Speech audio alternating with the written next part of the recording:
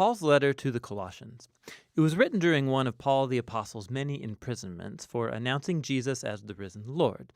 And the letter is addressed to a group of people that Paul had never met who made up a church community that he didn't start. This church in Colossae was started by a co-worker of Paul's named Epaphras, who was actually from that city. And Epaphras had recently visited Paul in prison, and he updated him on how well the Colossians were doing overall, but he also mentioned some of the cultural pressures tempting them to turn away from Jesus. And so Paul wrote this letter to encourage the Colossians to address the issues that Epaphras had raised, and then to challenge them to a greater devotion to Jesus. The letter's design and flow of thought are pretty easy to follow. The opening movement focuses on Jesus as the exalted Messiah. Paul then goes on to show how his suffering in prison is for the exalted Jesus. And then he addresses the pressures tempting the Colossians to turn away from Jesus. After this, he explores the new way of life that Jesus' resurrection opened up for them. So the letter opens with two prayers. Paul first thanks God that he learned from Epaphras that the Colossians have been totally faithful to Jesus, showing love for God and their neighbors, all because of the hope they have in the new creation that Jesus has in store. And so he moves on to pray that they would grow in their wisdom and understanding about Jesus.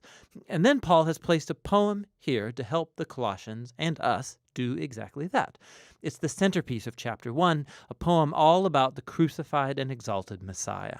It has two parallel stanzas, and it's crammed with language and imagery from the books of Genesis and Exodus, from the Psalms and the Proverbs. The first stanza explores how Jesus is the true image of God. In him, the full character and purpose of God is embodied in a human. He's the firstborn, an Old Testament phrase about Jesus' royal status over all creation. He shares in the very identity of the one true Creator God. And by him, all reality, all powers and authorities, spiritual and human, have been created. It's in Jesus the Messiah that we discover the very author and king of creation. And so in the second stanza, we discover he's also the one bringing about a new creation.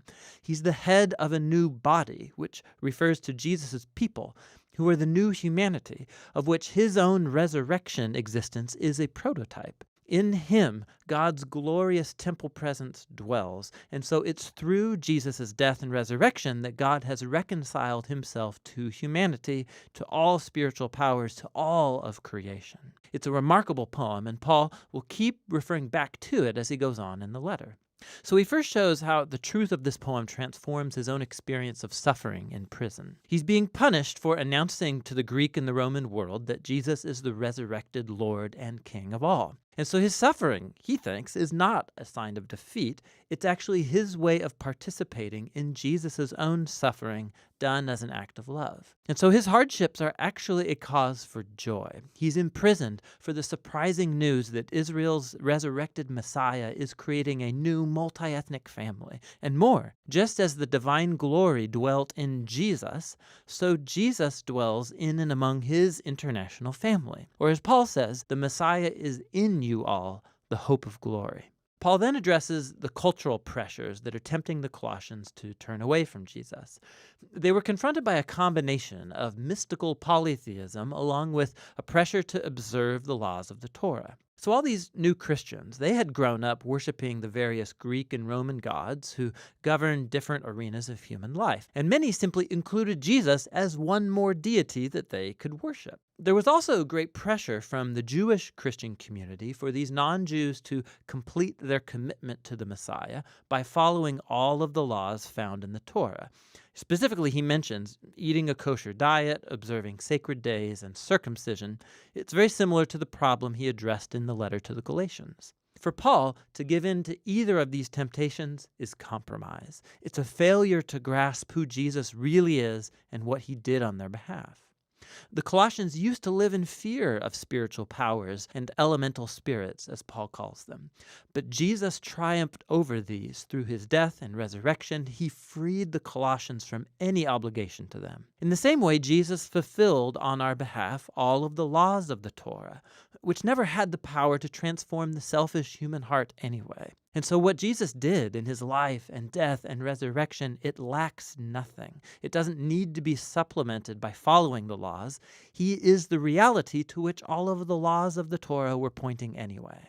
Instead of the laws, followers of Jesus have the power of his resurrection to change them, which is what he goes on to explore. Following Jesus means joining his new humanity because their lives have now been joined to the risen Jesus' life. And this is why Paul challenges the Colossians to set their minds on things above, where the Messiah is seated or rules at God's right hand. Now, Paul doesn't mean here, think about how you'll one day leave earth and go to heaven.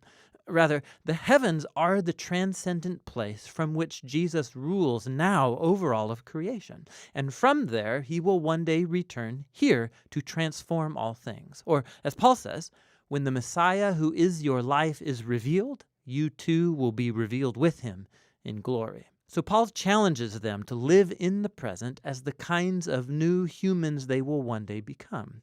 He uses the image of their old humanity, characterized by distorted sexuality and destructive speech.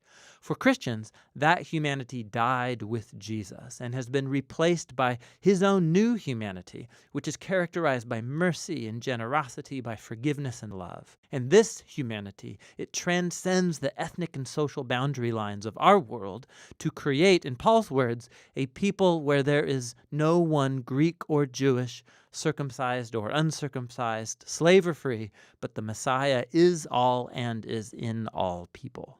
Paul then gets really practical, and he shows the Colossians what this new humanity might look like in a first-century Roman household, which was a highly authoritarian institution where the male patriarch held the power of life and death over his wife and children and slaves. Not so in a Christian household.